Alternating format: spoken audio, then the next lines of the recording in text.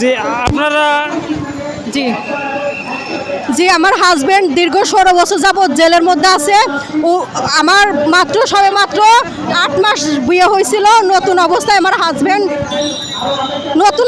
Husband জেলের মধ্যে গেছে। আমি তার জন্য দীর্ঘ 16 বছর অপেক্ষা করতেছি। আমি চাই নিঃস্বার্থে তার জন্য মুক্তি দেওয়া হয়, আর তার সাথে আমার যে ভাইরা আছে তাদের জন্য মুক্তি দেওয়া হয়। সে তার কোনো সাজা নাই, সে কারা বন্দী আছে। এখন আমরা অবিলম্বে তার মুক্তি দাবি করতেছি। আপনার বাচ্চা কি সেই সময় ছিল? না, এটা আমার কোনো বেবি নাই। আমার নতুন বিয়ে হয়েছিল। আমার হাজবেন্ড বেশি দিন আমার সাথে থাকতেও পারে নাই।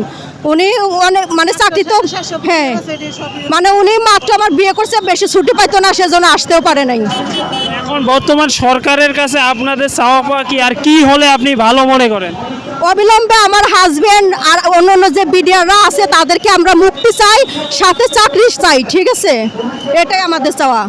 আপনি যেহেতু বললেন যে আপনার নতুন বিয়ে হয়েছিল, আপনার স্বামী তারপরে চলে গেছে, তো আপনার সংসার কিভাবে চলতেছে এবং কোন পর্যায়ে আপনি বর্তমান চলাফেরা করতেছেন সমাজের মাঝে?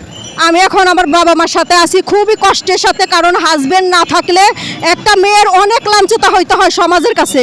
আমিও অনেক লাঞ্ছনার শিকার হয়েছি। ঠিক আছে, এখন আমার অবিলম্বে আমার হাজবেন্ডের আমি মুক্তি চাইতেছি।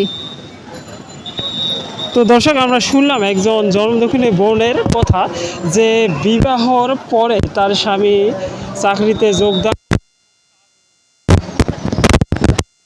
বছর ধরে আমার বড় ভাই কাশিমপুর কারাগারে আছে। আমার বড় ভাইয়ের মুক্তি চাই। বিডিআর মামলায় সে আর কি সাধারণ একজন এনসি কি যুদ্ধ করতে পারে, মারামারি করতে পারে? তাকে বিনা দোষে বিনা অপরাধে আজকে 16 বছর ধরে জেলখানায় রাখছে। ছোট ছোট দুইটা মেয়ে কিভাবে বাবা ছাড়া বড় হয়েছে শুধু তারাই জানে। বাবার আদর কি, বাবা কি জিনিস তারা কখনো বলতে পারবে না। আর আমরা এটাই চাই, সব বিডিআরদের মুক্তি চাই। আমার ভাই সকালে নাস্তা খাইতে আসছে।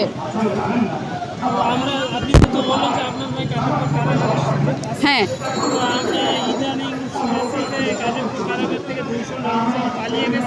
আমরাও শুনতেছি।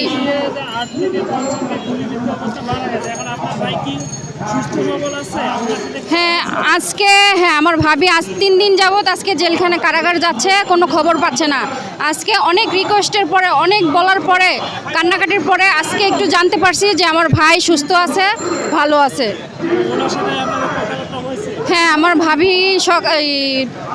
এখানে আসার কিছুক্ষণ আগে আর কি জানতে পারছি যে আমার ভাই সুস্থ আছে, ভালো আছে।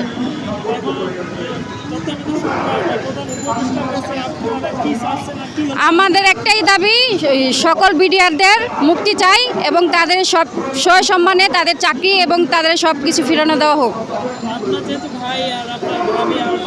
হ্যাঁ,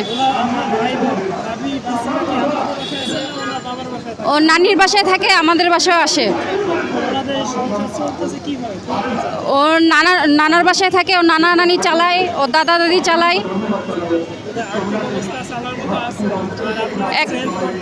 হ্যাঁ, আমরা যেভাবে যতটুকু পারতেছি করতেছি।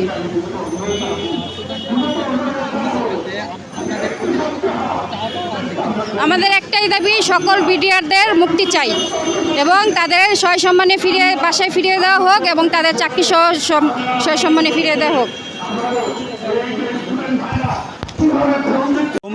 প্রিয় দেশবাসী, দেশের এই ক্লান্তি লগ্নে অন্তর্বর্তীকালীন সরকারের প্রধান উপদেষ্টা, শান্তিতে নোবেল বিজয়ী ডক্টর মোহাম্মদ ইউনূস স্যার এবং সকল উপদেষ্টা এবং যাদের জন্য দ্বিতীয় স্বাধীনতা আমরা অর্জন করতে পারলাম, সকল বীর ছাত্রদের এবং সমন্বয়কারীদের দৃষ্টি অবগতি করছি এবং সবার উদ্দেশ্যে একটি কথাই বলতে চাই। 2009 সালে যখন পিলখানায় হত্যাকাণ্ড ঘটে, আমরা সাধারণ সৈনিক যারা ছিলাম, আমরা এই বিষয়ে তেমন কিছুই জানি না।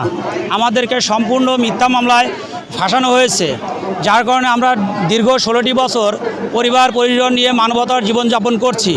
আপনাদের সবার কাছে আমাদের আকুল আবেদন, আপনারা আমাদের মানবিক এবং পারিবারিক অবস্থার বিবেচনা করে এবং দেশের এই ক্লান্তিকালে রাষ্ট্র গঠনে আমাদেরকে পুনরায় বিজিবিতে যোগদানের মাধ্যমে আমরা যেন রাষ্ট্র গঠন করতে পারি এবং রাষ্ট্রের একজন সৈনিক হিসাবে আমাদের উপর যে দায়িত্ব ছিল পূর্বের সেই দায়িত্ব পালন করতে পারি। আপনারা সেই ব্যবস্থা আমাদের করে দেন এবং আমাদের চাকরিতে আমরা যেন পূর্ণবল হতে পারি। মাননীয় প্রধান উপদেষ্টা এবং সকল উপদেষ্টা এবং সকল বাহিনীর প্রধান এবং দেশের প্রতিটি জনগণের কাছে আমাদের আকুল এই আবেদন।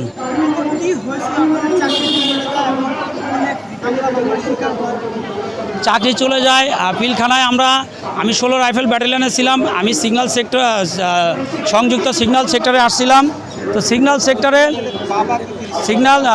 সেক্টরে আমরা বহিরাগত, আমরা যেহেতু নেত্রকোনা থেকে আসছিলাম, আমরা জুনিয়র সৈনিক হিসেবে আমরা এই বিষয়ে তেমন অবগত ছিলাম না। আমরা আমাদের ঊর্ধ্বতন যে স্যার ছিল ওনাদের কথা মতো আমরা সম্পূর্ণ বিষয় আমরা খেয়াল করছি এবং ওইভাবে আমরা স্যারেরা যেগুলো বলছিল আমরা সেভাবে কাজ করছি। তারপরে 2011 সালে এসে আমাদের চাকরি চলে যায় হঠাৎ আমরা এই বিষয়ে, এবং আমরা এই বিষয়ে কিছুই জানি না, তারপরে আমাদের চাকরি চলে যায়।